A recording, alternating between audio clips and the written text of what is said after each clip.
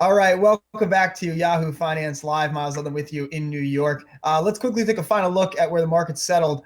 We've got all three majors lower on today's session. The S&P off some 5%, the Dow down 6%, the NASDAQ down at 4%. Before we let you go, I want to do some late-breaking news here, some updates on what's happening on the floor of the New York Stock Exchange. Jared Blikre has the latest on that. Jared.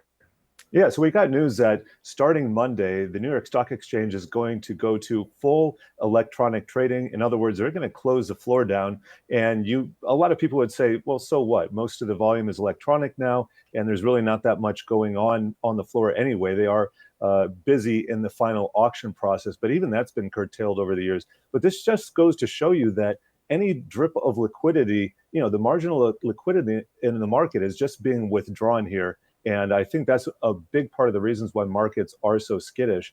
And there's also a tweet by Charlie Gasparino here, and he's saying this is confirmed by the New York Stock Exchange, that there is one member of their staff and someone else on the floor who have tested positive for the coronavirus. So I'm expecting that these two events are related.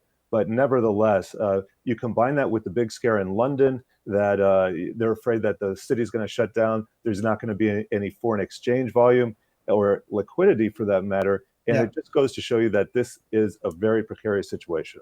All right. Andy Silver, very quickly, last word to you. Just wanted to let people know, following up on that they had anticipated this there. We talked to Stacey Cunningham, and they have this contingency plan in place, so there won't be any hiccups in trading, at least according to the NYSE. Yeah, certainly. I think a lot of interesting times ahead. The stock exchange closing down, at least for me, makes it feel like the end of everything shutting down is probably pretty close to upon us here. Hey investors, Zach Guzman here. Are you interested in learning more about the markets and getting the latest financial news? Well, then click right here to subscribe to our Yahoo Finance YouTube channel. Get the latest up-to-the-minute market analysis, big interviews in the world of finance, and information on how to manage your money every day wherever you are.